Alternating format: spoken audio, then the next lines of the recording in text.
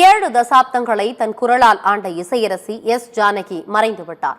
48,000க்கும் மேற்பட்ட பாடல்களை பாடியுள்ள இசைக்குயில் எஸ் ஜானகியின் நெடிய பயணத்தை பார்ப்போம். ஆந்திராவின் குண்டூர் மாவட்டத்தில் பல்லபட்லா என்ற ஊரில் ராமமூர்த்தி சத்தியவதி தம்பதிகளுக்கு பிறந்தவர் ஜானகி. சிறு வயதிலேயே பாடத் தொடங்கியவர் நாதசுர மேதை பைடிசாமி என்பவரிடம் முறையாக இசைப்பயிற்சியை பெற்றார். சென்னைக்கு இடம்பெயர்ந்த ஜானகி ஏவிஎம் ஸ்டுடியோவில் இணைந்து திரைப்படத்துறையில் நுழைந்தார். 1957ஆம் ஆண்டில் வெளிவந்த விதியின் விளையாட்டு என்ற படத்தில் இடம்பெற்ற பெண் என் ஆசை பாழானது ஏனோ என்ற பாடல் இவரது முதல் பாடலாகும். அடுத்த நாளே அவருக்கு தெலுங்கு படத்தில் பாடும் வாய்ப்பு கிடைத்தது. இதைத் தொடர்ந்து 25 ஆண்டுகளில் தென்னிந்திய மொழிகளில் மட்டுமல்லாமல் கொங்கனி, துளு, சௌராஷ்டிரம், இந்தி, வங்காளம், சமஸ்கிருதம், சிங்களம், ஆங்கிலம் ஆகிய மொழிகளில் ஆயிரக்கணக்கான பாடல்களை பாடினார். மௌன போராட்டம் என்ற தெலுங்கு படத்திற்கு முதலில் இசையமைத்திருக்கிறார் ஜானகி.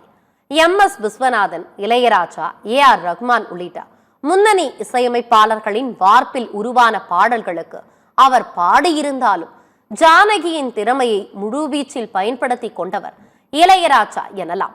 இளையராஜா, SPB, ஜானகி கூட்டணியில் 80களில் உருவான பாடல்கள் பட்டி தொட்டி எங்கும் ஒலித்தன.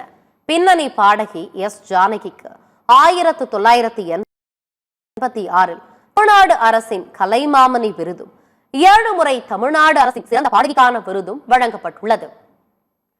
கேரள மாநிலத்தில் மட்டும் 14 முறை மாநில அரசின் சிறந்த பாடகிக்கான விருது பெற்றுள்ளார்.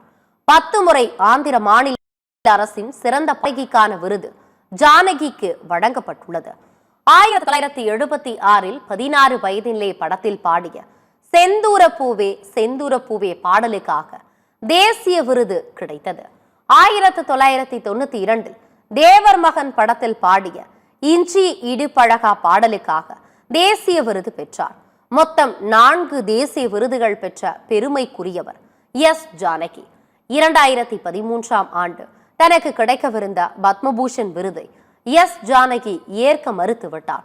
இவ்விருது தனது 55 ஆண்டு கால அனுபவத்திற்கு தாமதமாக வந்துள்ளது என்று கூறி அந்த விருதை புறக்கணித்தவர் எஸ் ஜானகி என்பது குறிப்பிடத்தக்கது.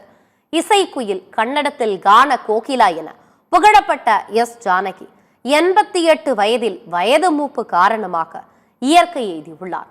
பின்னணி பாடகி எஸ் ஜானகி விருதுகள் பல அலங்கரித்தாலும் அவரது காந்த குரல் குழந்தையாய் மாறி அவர் பாடிய பாடல்கள் மக்கள் செவிகளில் புகுந்து மனதை கிறங்க வைத்த அந்த பாடல்கள் என்றும் மறையாமல் நிலைத்திருக்கும் என்பது உறுதி.